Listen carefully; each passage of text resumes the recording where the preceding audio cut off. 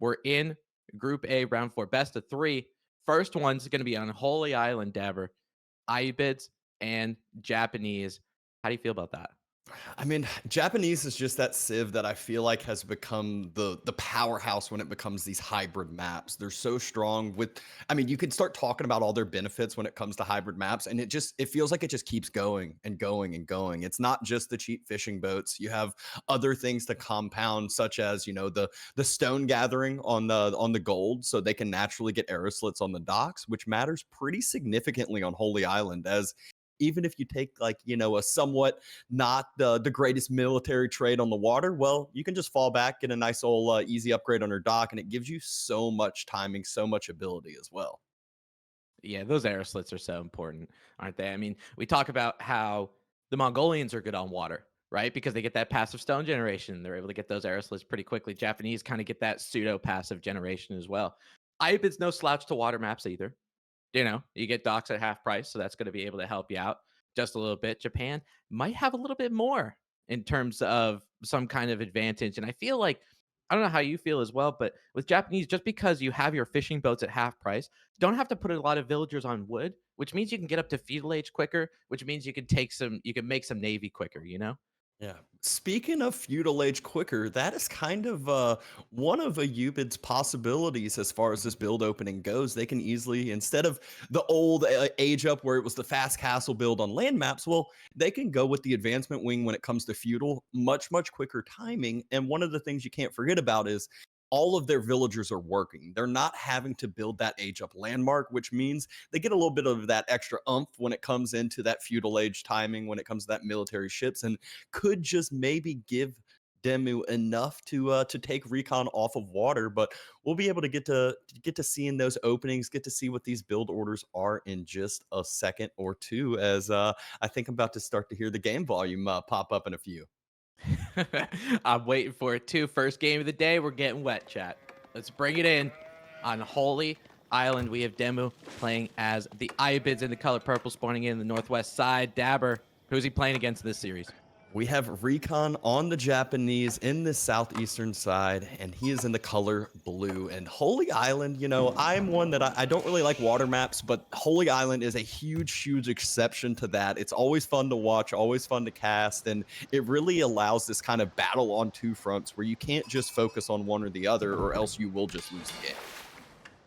Yeah, absolutely. I mean, just because it feels like because the northeast side of the map that we're seeing as we're seeing both of these docks come up, obviously there's a lot of water there. You can see it on the mini map on the bottom right part of your screen, but it kind of condenses the land. We see it on maps like Coastal Cliffs, which is a new one where you can't necessarily dock. It's like Holy Island without, the water. You could just look upon the cliffs. But for Holy Island, it kind of gives you the same thing. It condenses everything. So it makes both sides, both land, both sea, equally as important. And you see both these docks going to be coming up, getting their fishing here. Both builds relatively the same. Now I know for Japanese, we talked about the wood on or the villagers on wood. Excuse me. He's got 5. Is that usually enough? It's kind of like 5, 6. You aren't seeing yourself climb to like 8 to 10 unless you're really going for second dock in the Mhm. Dark Age and really focusing heavily onto those fishing ships in feudal.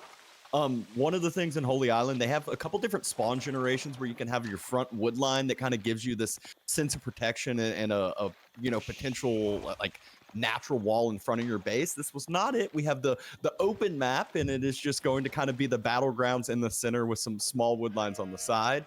And that's where you'll actually see RecoN was able to take the wood line straight up, hasn't been on stragglers consistently. Don't think DeMu has been able to make that move yet. So not only has he been able to, save up on wood, with the fishing boats, and he's been able to use that with already dropping a lumber camp, already being able to drop that forge onto the gold as well. Whereas we just saw DeMu not being able to drop a mining camp yet. Right. It gives you a little bit of that flexibility as well. And you can see Holy Island as you look at DeMu Scout. Obviously, you're going to have a lot of sheep on this map. And what's really important on this map, too, as we're talking about, the water, the fishing economy going underway, just because this map is smaller and both of these civilizations on land, usually they enjoy going up to Castle Age. Relics are going to be important too. There's the age up. I was looking at the macro from DeMu. It was wild. He long gathered he wasn't even planning on dropping a mining camp. So I called him out for that, and it was just like, I haven't watched a U-Bids on Holy Island enough. He was just long gathering with a few villagers, enough for the advancement wing. And now he's aging up. He sent a ton of villagers back onto the food to get this as quick as possible. And it's just going to be a quick age up timing with a quick military ship out. But look at RecoN. He scouts it out at the perfect timing. He can already see that wing being built. He knows exactly which wing it is and knows that he needs to react quite quickly as well. Yeah, you can see that even, for the Japanese, even though, yeah, you're getting a decent amount of fishing boats. He's got 4 or 5 going out right now. He still has a decent amount of villagers on food because he knows he's got to get up quick because he's going to be dealing with an IU-bid, either it's an arrow ship or a springald ship, whatever. It's going to be at his base pretty soon, and there's a forward dock right in front of him. Demu's like, I know I'm going feudal age first. I'm taking the battle to you, brother. Yep. The one benefit that we see RecoN doing, he's dropping a second dock of his own. So once he hits feudal, which he's about to start dropping now, he will be able to start producing military ships. And he will have enough housing garrison slots in those docks to protect all the fishing boats from any sort of aggression that we know is going to be coming. Those docks, they're not easy to take down by any means, especially when we're talking about a springald ship or an archer ship, as it will just sit there and keep attacking for multiple minutes at a time, giving RecoN plenty of this defender's advantage to be able to push DeMu back in this potential. And I'll tell you, the one other thing that's going to give you defender's advantage a little bit, as you see an archer ship that's getting queued up, it's already about halfway there. RecoN only about halfway to Coca Township. He doesn't have any ninjas yet to try to disengage those docks, make sure they can't produce anything yet. So DeMu, he's just doing it quicker. And because of that, of course, you're going to see that arrow ship taking fights on a lot of those fishing boats. Fishing boats have nothing to do. They don't have arrows on them like the Delhi Sultanate. They're going to have to run back, scurry into the dock. Fishing economy stalled for RecoN for now. This is going to give DeMu some time he needs and continue to try to get this water. Yep. So as we can see, DeMu has found himself now up in eco because of this. RecoN hasn't been able to produce fishing boats. He had to go on up. And RecoN still not able to produce anything out of those docks as of now because his main food was all coming from the fishing boats. Yeah, I mean, it's really good that those fishing boats are half price, but now they're not doing much of anything sitting in those docks. So it looks like RecoN's going to be adding an arrow ship, going to be adding a springald ship as well to try to combat this. DeMu's the first one, however, to get naval arrow slits. And I don't know, that's got to be on that forward dock, right? 100% on the forward dock over here. Shinobi, though, is on its way. Springald ship, arrow ship pops on out just in time, and we will see a little bit of okay, Scout got taken down quite quickly from the boat, and there we go. Now we're seeing the dock not being able to produce here for a couple seconds. That means arrow slits will not be able to finish yet, and these precious seconds is absolutely massive, as now we're seeing that dock take quite a bit more damage. The fishing boat's not being attacked by those arrow slits either. Yeah, that's one of the frustrating things about the Shinobi, because you're seeing them, try to torch down the dock, and they're trying to sabotage the dock. The weird thing is with these Shinobi, they have to go through the full animation for the sabotage to actually work. And you saw that second Shinobi able to do that. But arrow slits, it looks like it got canceled. It got canceled. It wasn't ever going to be able to finish. The Shinobi sabotage, again, the defender's advantage for RecoN is what proved to be the huge benefit. His ships were immediately able to start attacking. The first sabotage came out. Arrow slits was like 7 seconds away, I think is what we saw. But then the second Shinobi was already there by the time the first sabotage was just wearing off. So it was never going to be able to finish that arrow slits. Perfect. Not only description by you, DrDabston, but perfect job by RecoN to try to do that. Now he's got the Navy, right? He's got a couple springald ships. He's got an arrow ship. Now he's trying to take it to DeMu's side of the water, trying to get a little bit of a sabotage. There might be some recharge time on that, getting a little blink, flashing himself away, making sure he's safe to sabotage yet another day. Those arrow ships are what's going to keep DeMu's docks continue to pump. Right? You're going to make sure those Shinobi don't get there. But when RecoN gets his Navy there with springald ships, I don't know. This could be damaging. proactively dropped an outpost in the wood line to deter those shinobi on a way. But here comes the full arsenal of the Navy. And it looks like RecoN has him outnumbered just a little bit, but the arrow slits still just pushes RecoN on away. As those docks, they're tanky. You can't really get any damage done. Loses yet another shinobi, and those things are not too cheap anymore. No, I mean, you look at the Coca Township, they're 60-60, right? 60 food, 60 gold. This deters you from, if you're looking to do something like quick castle age or something, you know, you're spending food, you're spending gold in order to do that. RecoN now finally getting the ability to make sure he can fish. Looks like DeMu on the other side going to be able to fish as well. And those naval arrow slits, we talked about this before the game even started. We talked about how much it kind of stalls the game out in a Navy aspect, because you need a decent amount of Navy to actually get in there to fight through the arrow slit. Yeah, I just feel like that's one of the things that it's how tanky docks are. It's like docks are, I mean, they are another town center essentially. They're another economic producing unit. But even I'm sure we'll be casting on another game today where we'll see some spearmen in the Dark Age trying to burn down docks and some spearmen aggression. And it's like, oh well, you can't really burn down the dock until you've won the spearmen war, because if not, you'll just take a bunch of attacks from the backside and not really get damage on the dock done. So it's really where arrow slits, once it comes in, it's like, okay, now I have to fall back, invest into a much bigger Navy to actually be able to deny that fully. Right, absolutely. And obviously, when you're making a Navy like that, it's going to take time, you know, so it takes time a little bit longer. We see RecoN here. Take a look at the macro dabs up there in the top right part of your screen. It looks like he's hoarding a decent amount of resources. I mean, he's adding some spring-old ships, which is great to make sure his fishing economy is kind of stabilized. But do you think we're seeing some kind of castle play out of him?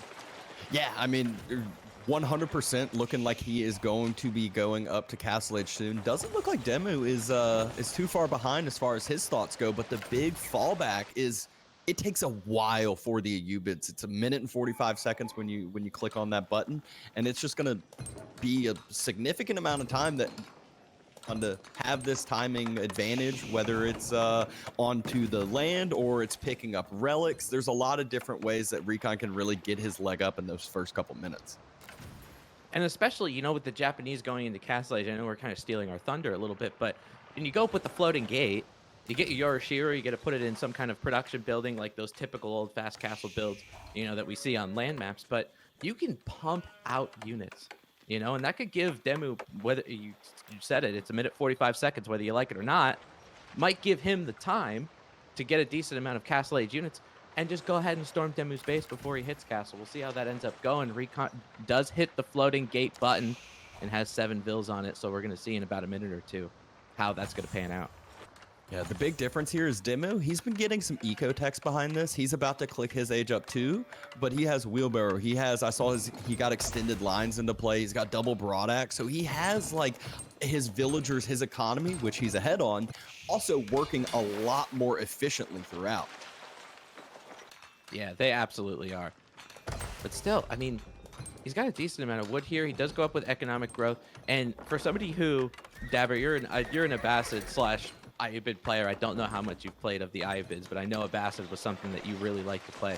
For the economic wing going up to Castle Age, those 8 villagers, you gotta like that. That's such a good boost. Oh, it's so funny seeing people go 2TC and then you'll go like fast castle economy wing and you're like, yeah, if you see the villager graph, you're like ahead at this point in time because of the 8 vills. That it's just amazing how much of a just boost it kind of gives you. And as long as DeMu doesn't take this early damage that we were just talking about that could happen, then I mean that makes up for a potential relic or two that he could be losing or something of that sort. And just how you said it, we see the Yoroshiru put that relic right inside the stables, which is at 200 or 300% production. I do remember the timing. So if I remember correctly, it's 100%, and those mounted samurai are going to come out at about 15 seconds, if I remember correctly. 12 seconds. Oh, I know for Onimusha, when you put it in an archery range, it's 8 seconds a pop. So 12 seconds that those mounted samurai are going to be coming out. DeMu, he's got to start making some units. He's making archers. Archers might not be as effective for you when it comes to mounted samurai. And just like we foreshadowed into the Dark Age, the great thing about the Japanese is you get those Shinto priests. As soon as you hit Castle Age, you're going to be able to gobble up those relics, make sure you get even a higher boost in your economic growth. I know DeMu's got 8 villagers. RecoN might get 5 relics. I see this being very, even with the camels that you can kind of pop out, which camels typically trade pretty well into mounted units, but I'm talking about those good old cambulances, as some people call them, going to grab the relics. Yeah, you get the mobility. The only one I could really see DeMu getting is the one on his complete side of the map. Other than that, it's easily RecoN on the 4 and could even get the 5th on the little mini island. Yeah, absolutely. And we see a great pull from DeMu. He knows because of those outposts. Shinobi are even going to get in here, get a little bit of a sabotage. These outposts, they are not fortified, so they're going to be going down pretty quickly. Those mounted samurai can take a lot of hits. We're seeing a repair on some of those RecoN outside not outposts. looking though. Needs to A move those units, get some damage in onto those villagers. Not allowed to repair through, because look at what just arrived. 3 camel lancers, and now RecoN has to fall back away from this point when he should have had old fully denied, outpost denied as well. Yeah, he got too busy torching them outposts down. You're absolutely right. And what's great about these mounted samurai, I mean, when you're under an outpost, not so much, but they do have the refractive armor, so they could get rid of that camo lancer charge. They do have a little bit of decreased attack, but they will get rid of some of that charge. It takes about 8 seconds for them to get back. But mounted samurai numbers now, RecoN's got about 10. Only 4 camo lancers on the side of DeMu. He's pumping out archers and crossbowmen, like the army composition that DeMu's going for sure. Yeah, I think the archers was just like that initial play to get some units out, and now it's going to be mainly crossbows, mainly camel lancers as his kind of main unit composition. And oh my, RecoN stole the relic all the way from DeMu's side, so it will indeed be, or should be, a 5-0 relic differential. I do see DeMu parked on that one by the water with a fishing boat, or no, not a fishing, a military boat. So going to be a little bit difficult to get on that relic for RecoN. Yeah, that Shinto priest all the way in the back. I think he took some shinobi classes too, because he snuck his way back in there trying to get those relics. But DeMu doing a good job of trying to make sure that those relics don't get into the hands of the Japanese. RecoN gonna have some reinforcements take down a camel lancer, but all it takes is a couple more priests. You're gonna be able to grab those relics. We talk about it. The Americans in chat might know. It's all about field position with some of those relics. You gotta get them closer to your base.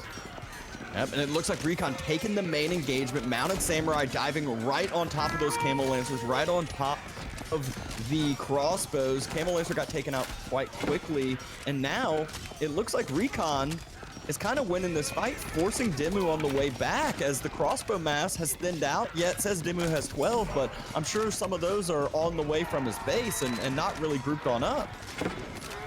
Yeah, it's one of the things that's so frustrating dealing with mounted samurai. You know, you got gold. Oh no, look at that forward gold. Those villagers, they don't have outposts to defend themselves this time. There's going to be a couple dead ones here.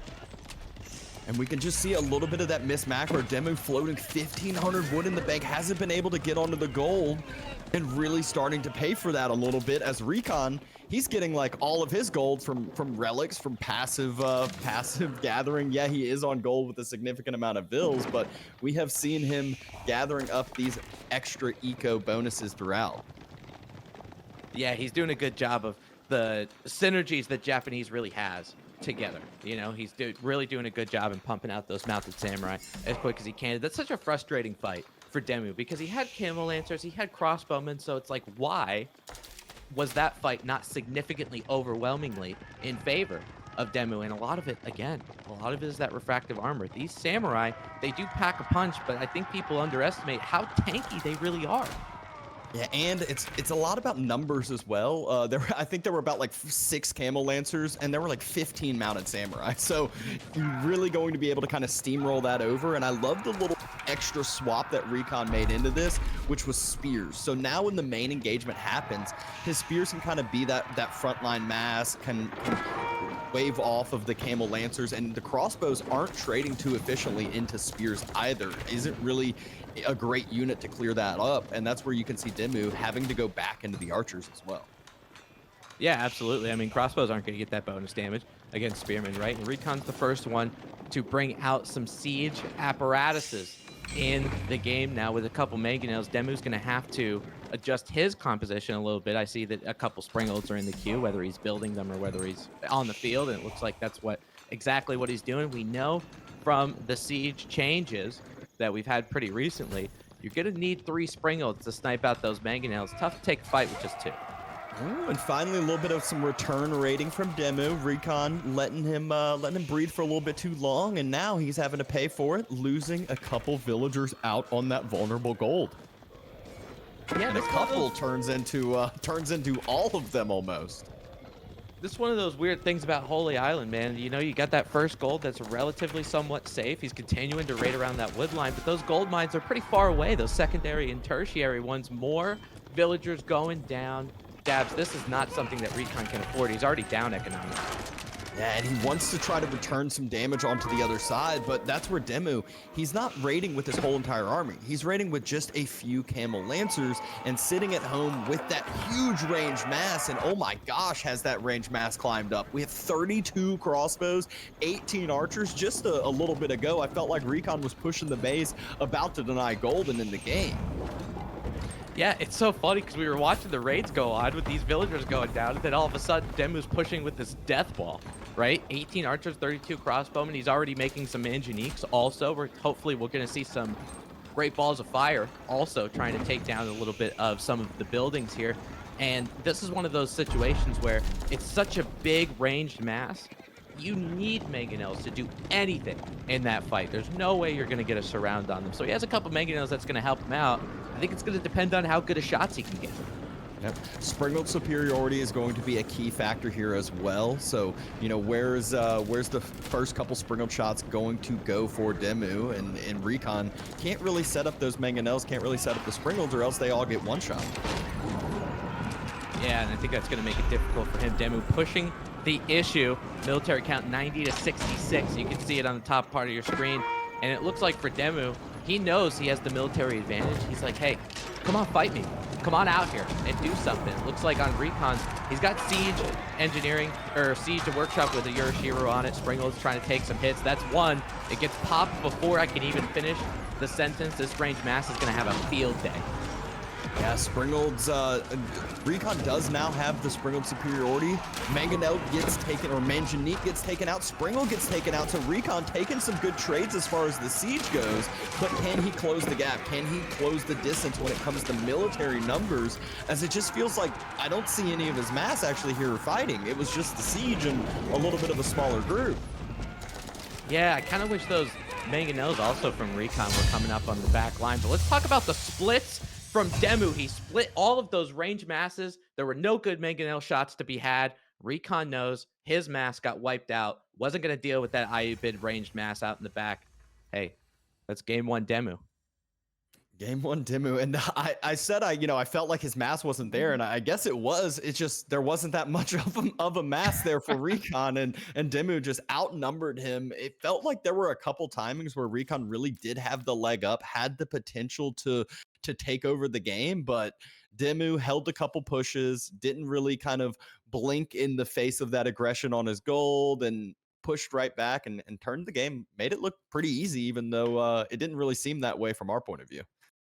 Yeah, that initial power spike of Japan hitting Castle Age, because we talked about it, it wasn't quite there. You know, I mean, he had like a minute 15 where he could have been able to do some damage. You could see it on the military graphs, which is on your screen. Military count was about 18 to 6, 7, something like that. Maybe he could have got in there, but it was just Ibid's got too strong. And I do want to talk about just a little bit because I know we see this from the top players all the time, especially StarCraft 2 professionals like DeMu used to be. The ability to have your ranged masses split up in 4 or 5 different groups. It's just like the mental bandwidth, the wherewithal to do that in the middle of a battle. I know from people like us who actually play the game, I watch that and I'm like, man, I can never do that. You give me years to practice that and I'm never going to be able to pull that off. Well, just go play StarCraft 2. You'll have to learn to do that very quickly, or you will just lose every game. So, you can force yourself to learn in ways.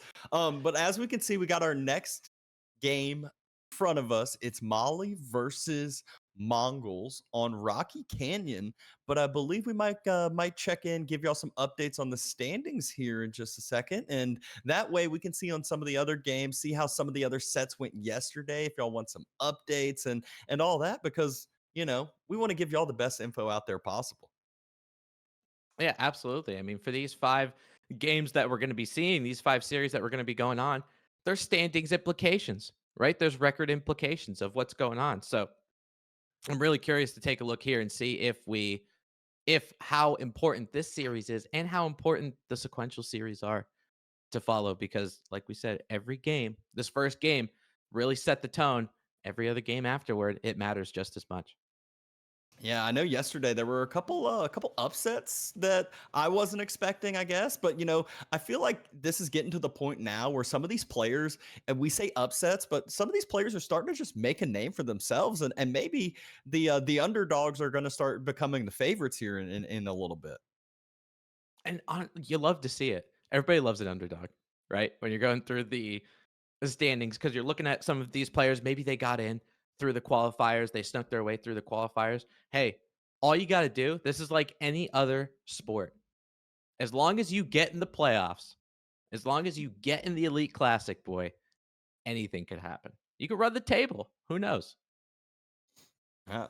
And that's where I know one of our next series that we're casting, Anatan versus Baltoon. Anatan was one of those players. He popped a couple dubs yesterday against I believe he took down. I don't want to say it because I don't want to speak wrong. So yeah, you know what? Forget it. Forget everything I was about to say. He was 2-0 yesterday, though. Had some big dubs, and I know a couple other names. I think Louis had a couple great games yesterday as well.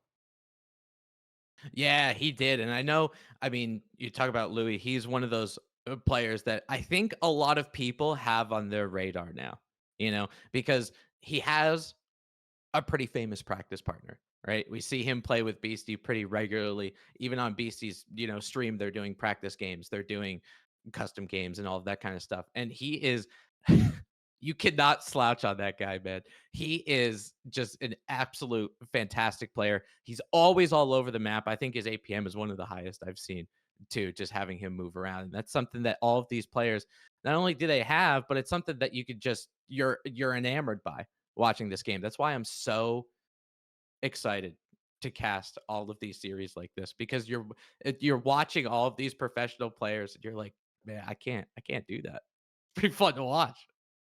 Yeah, but I guess we were talking a little bit too much, and we're about to be getting into this next game in a little bit. What we haven't talked about are some of the Civ picks, the Civ bans, and what we have in store for the next third game, if there is one. If RecoN's able to push this one on out, as I will say, Mongols typically has a pretty good matchup against the Mali over there. Yeah, and because Mongols are the one civilizations, and we talk about Mongolian Tower Rush over and over again, right? But for the Malians, they kind of just like they want to make a custom game and be like, yeah, 8 minutes, no rush. Let's just do that because they want to get all their stuff together. They want to get their pit mines. They want to get their cow boom going on. I'm hearing game sounds in my micro or in my headphones, I should say. We're ready to dive in. And let's see. Let's get rid of all the speculation. Let's see what's going on. RecoN playing as the Mongols. We're looking at his con in the color green, playing in the color green. Like I just said, spawning in on the western side. Dabs, take over. So we got RecoN versus DeMu. Hopefully color's a little bit better, as I know blue purple has not the greatest mix over on the other side. And right off the bat, we see RecoN sending the con over. He wants to scout DeMu's side of the map. He wants to see where to send those first couple spears, as they are sure to be coming across. And woo-wee, do we know? Oh, he didn't even scout the gold. He just scouted where the base was, kind of has an idea where it'll be. And it's a forward gold. And not only that, his second gold is right there in front of it. So Outpost should deny 2 gold veins. But fortunately for DeMu, he does have a one back in his little corner that he might be able to sneak on out to. Yeah, that's kind of I think these are the two civilizations, because you're talking about where the golds are. These are two probably of the most predominant civilizations that the spawn means a lot to you, right? You could get some Mongolian spawns where the gold's right next to a wood line in the town center. Then you get a town center that's right perched up right next to that wood line, right next to the gold, which is great. Malians with that gold, pretty much the same way and that outpost there, if RecoN decides to do that, and I would imagine he would, that's going to prove to be an issue. And for aggressive players, as that barracks is going to go up, so we are going to see some shenanigans happening. You put an outpost there, that first pit mine, that second gold ends up, being like you can't get a pit mine. And all aggressive players, the idea that you should be having in your head is, where is he going to go to next? So the scouting from the con is going to be so, so important. Going to be making sure that those pit mines don't get going. And for DeMu, he might just be a one pit mine Andy. Yeah, the crazy thing to me is sometimes you'll see when you're playing against the Mongols as Mali, you'll only drop like 4 houses. You'll get your age up a little bit quicker in, case that this tower rush is coming, and you won't have as many houses, as many kind of vulnerability on the outskirts of where your town center fire can end up being, because every single house burned is not only resources denied, but it's actually resources that you're giving over to your opponent. And that is what the plan was from DeMu.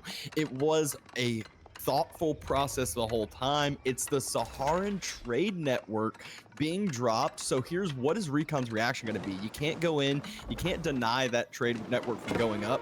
He wants to start burning down the pit mine, but I'm not sure if he's going to end up having enough torches there to get it finished in time. And that's such the frustrating thing about the pit mine, because you kind of hit the nail on the head here. It's tanky. That pit mine has a decent amount of health on it. So you're thinking, well, I want some counterplay. I want to be able to try to burn this thing down, but there's only 2 torches going on in a period of time. The Saharan trade network's already about 80%. He's got to get those spearmen out of there and that villager out of there. I don't think this tower might not even go up. I don't think it does. Now that we're looking at it, the bars, it looks like this one might be over before we even finish talking over here. Trade network finishes. Spears are going to go down. Villagers should go down. Oh my gosh, the tower went up. Okay, I was wrong. Tower went up. Spears jumped inside. So this will at least deny the gold. And it looks like I saw RecoN pulling 2 more villagers. He wanted to build another outpost. I think he did. I think he thought the outpost wasn't going to go up and he was needing to plan to build another, but he's going to continue this investment into gold denial. Whereas DeMu, he's feudal age and RecoN hasn't even gathered gold yet.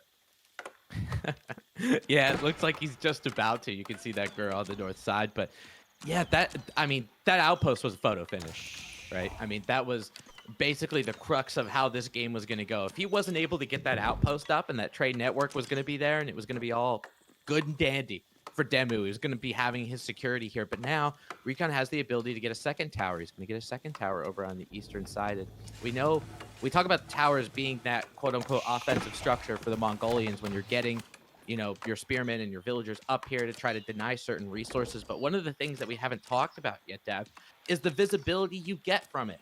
Right? You're going to be able to see from a lot of the front side of where DeMu's base is. RecoN's going to be able to see what's coming with these towers too. Yeah, that's where knowledge is really the king when it comes to RTS games. It's like on the lower level, you can kind of blind do build orders and just kind of control the game. But once you get to the higher levels, you have to see what your opponent's doing. You have to react. You have to be very proactive in your scouting, and it will I'm not sure about 3 outposts. This seems like a little much. But RecoN really, really wants to deny these gold locations, which I guess if these are the only 2 golds, then that's a big importance to get, fully denied. Yeah, I mean, if one outpost doesn't work, you might as well try 3, right? But I know that that second gold, he's not going near that thing. Let me tell you, because of how many outposts are here. But we got 4 or 5 villagers making their way around the eastern side. He knows that gold is there. But I'm curious, Vodka, can we check the visibility to know if RecoN knows that gold is there? Oh, he does indeed know it's there. And that's why I'm surprised the 3rd outpost didn't go up onto that final gold vein. He easily could have had it finished at this point. Villagers are going to build houses over there. And in reality, what have these 3 outposts done for RecoN? He's literally just wasted 300 wood. That's all he's done. They've denied nothing. They've not been able to take it down. All the houses, the pit mine's still working for himself. And yeah, it's just not really the greatest feeling. DeMu, did he he does spot out these villagers with he's got his one archer out over there, which RecoN scouted that archer out. So I'm surprised he still chose to go this way with those villagers, as he spotted the archery range and he spotted the archer with his con. Yeah, this is chaos from RecoN here. A villager ends up going down. There's enough archers to try to pick off that one too. Another one's gonna be trying to cut him off. He's running to that tower. Oh my god, that tower is just a mirage to him. He's gonna end up going down. Economic count 27 to 21 in favor of DeMu. RecoN's gonna be trying to get a little bit of that quote unquote economic prowess by getting 2 times Keshix here. Gonna be trying to take down some of those archers. DeMu knows that already. He's already adding Donzos. Donzos, oh my god. I don't know about you, Dabs. One of the most frustrating units, because you think they're spears, then all of a sudden they take their spears and they start chucking them at you. Yeah, and I mean, that's where we see Marine Lord in the chat saying RecoN's lost his mind since Queen Elizabeth died. So, I mean, we're not the only ones seeing the problems that we have in front of ourselves. DeMu, he is up significantly in eco already. And I mean, I guess it's from those 3 worker kills and a little bit of TC idle time as well, but DeMu has fully walled his backside of his base, and there's no aggression that's going to be able to come down from those Keshix. Yeah, I mean, that's the most important thing for the Malians, right? It's a little bit of security, this part of the game. They want to hang out for the first little bit. And I mean, that Mongolian tower, even though we're talking about, yeah, 3 towers didn't do so much, but that 1 tower did make him do the Sateran trade network instead of doing something like a Mansa Quarry, right? So at least it's gonna save him a little bit of resources, at least RecoN against DeMu. But now we're at the time where no more towers can go up, right? Everything's walled. So DeMu, now he's just gonna start booming, baby. He's gonna start getting these cows. He's gonna start putting them in cattle ranches, and before you know it, 3 or 4 minutes later into the game, we're gonna be talking about how big of a military DeMu has. Yeah, I get what the 2nd tower was. I just don't get the 3rd, because the 2nd tower means that like DeMu can't just run and quickly burn down this first outpost that got put up. But the 3rd one, it's just now, it's like, hey, maybe these will eventually get me some raid bonus on one of these houses from the arrow slits, I guess. I don't know. And DeMu's military numbers are climbing. Just like you said, he's just now content. He's going to chill in his base. We see 3 full sets of cattle ranches already, and that will just climb up very, very quickly now that he doesn't really have anything to worry about and has a lot of passive gold income. It's funny you mentioned the towers from the raid bounty. RecoN spending 100 wood building that tower, and you got to think in the back of his head, that villager's hammering away. He's like, hey, this is going to pay off.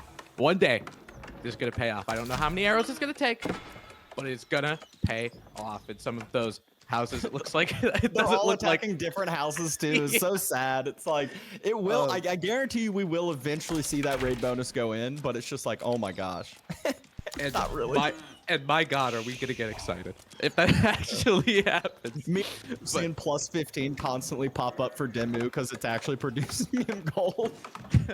Yeah, exactly. Oh my God! But now with DeMu here, he's making. I like what he's doing in feudal age though. Dabs, like he's adding a little bit of the feudal age units. He's adding some archers. He's adding some guns, just to make sure he doesn't get completely run over, right? He does have the walls that are going to help him out. I love the way he spaced those walls, too. The ability for him to go through, just because archers, they can't stand right next to the wall and take pot shots at villagers and pit mines and all that kind of stuff. Look how far those archers got to be. So the Keshix have to take time to burn the wall. The archers are just sitting here shooting at houses, pretty much. We talk about how important walls are in this game, and especially the high level. This is just time. This is what time is, and we all know that's the most infinite of value. Yeah, I love that like faded sense of security that DeMu just gave RecoN to. He was like, oh yeah, I got like 5 archers and a Donzo here. And now ReCon's like, oh, I'm all in this over here. And then all of a sudden he shoots the Falcon on over. DeMu's rest of his army is reinforced. He's like, all right, I got to run away. And sure enough, you know, DeMu's just sitting there gathering resources the whole time. Looks like RecoN trying to dive the main TC with some Keshix, but again, just isn't able to find any luck, and in part because of these walls. But just how you said the outposts are providing a lot of vision, that Saharan trade network is doing the same thing as well. Yeah, absolutely. I mean, that trade network is obviously going to spot those Keshix, and that's why DeMu feels a little bit safer to bring those cattle ranches a little bit more forward. He doesn't pile them behind his base. You know, they're still near his town center, but they're on the eastern side, so the network is going to help him out. This is very frustrating for RecoN right now because we notice this when we play against the Malians. I know I notice this when I play against the Malians is you want to raid them. You want to do something, right? So you're thinking about trying to take down their cattle, but it's right next to their town center, so it's really tough. You're thinking about trying to take down the pit mines, but he has stuff like the Saharan Trade Network. To be honest, Dabs, I don't know what RecoN could do right now. Yeah, well, usually behind this, Mongols is like at least investing into their own sense of eco, which I guess RecoN did do in a sense. He has dropped a second TC behind this, as I see another little green location on the map. No trade boom, which I feel like is typically Mongols go-to, but we did see the deer stones, not the silver tree, so makes a little bit more sense. And these 3 outposts are now getting burnt down. We do see one house burnt. We see that, guys. One house has gotten taken down. So worth. so worth there. And now DeMu has double the military mass. RecoN's trying to do a little bit of raiding with the Keshiks, but I don't think DeMu is gonna really have a huge worry there, as we already saw Donzo just turn right back, and DeMu's in the comfort zone. He can start moving across the map with this military, and he has a full set of cattle ranches, I think, now, as that last cow just jumped in. Oh, maybe one more cattle ranch to be filled, but it is literally already going to be filled as I'm talking about it. Yeah, I mean, it looks like meat's back on the menu, boys. You know, he's got all these cattle ranches going. The Grand Fulani will be coming up pretty quickly after he stockpiles a little bit of resources, but it's not only just doing the corral and going into Castle Age. Now that he has this economy pretty much set up, like DeMu's doing, he's able to pump out feudal units too. Like Mali, I really don't feel like they're a slouch in feudal age just because they get this underway, they get their gold, they get their cattle ranches, even though they're not corralled. It's still a decent amount of resources. You can see how much food and gold per minute that he's getting and how many military units he can get while he was booming at the same time. This is rough for RecoN to deal with. Yeah, once you get the cows online, it gets to the point just like you were talking about. They're not this like, oh, I have to like idle my production to go up to castle. Like they can keep producing if they want, but DeMu has such a lead that he can stop producing, go up to castle, and still have that military advantage that we're seeing. Eco's just now tilted towards RecoN as far as villager numbers with that second TC, but he's had that for quite a bit of time, and DeMu is just now getting the resources for Castle Age.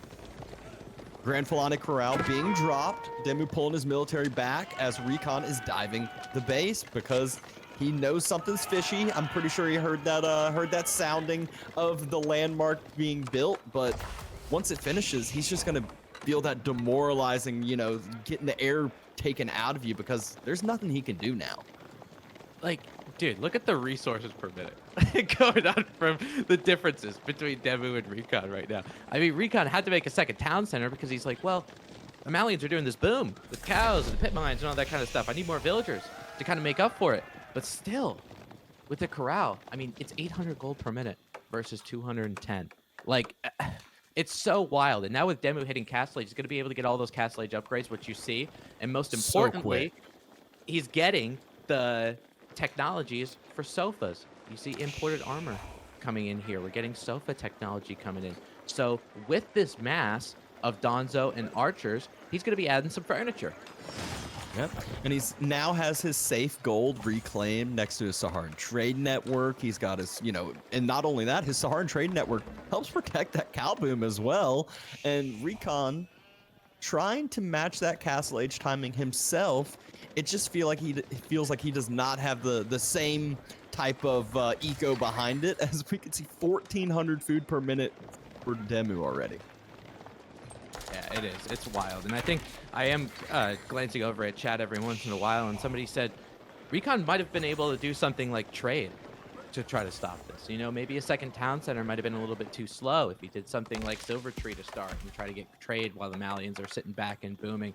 Could be an interesting option. You know, I definitely entertain the thought, but now that we have no trade, right? We have Kurultai going to be coming up for RecoN, but this is a Castle Age army, and we're going to be dealing with Feudal Age. They're going to be moving their way across the field, going to the western side, traversing the cannon, and this is such a good timing for DeMu. That Kurultai is only 40% built, and it looks like all of these feudal age, well, not only production buildings, but the feudal age units, the villagers, the town center. This is rough. Yep. He does have a ton of pastures built. He's got a ton of safe food, but double wood lines are forward. It just feels like after the Uvo goes down, the production's going to be next. And if you can't be producing units in Castle, I don't know what good Castle Age is going to be doing for you. It's also going to delay or potentially even deny the Castle Age upgrades. Does he even have another stables? I don't know if he can get the upgraded Keshiks. He doesn't. Oh, he's starting to build them over there on the western side. He's trying to build them to get all of these going. But again, this takes time to build all this stuff. You know, we see the Kurultai coming in by the starting town center of RecoN. Hopefully, he'll be able to plop down a little bit. DeMu with a little bit of archer raids. You don't see archer raids every now and again. Trying to take down the Mongolians, trying to get that map control just so they can get those outside food resources while they get the pastures not working. Kurultai, DrDabston, take a look at that Kurultai. It's all packed up and bundled. It's not doing anything for him.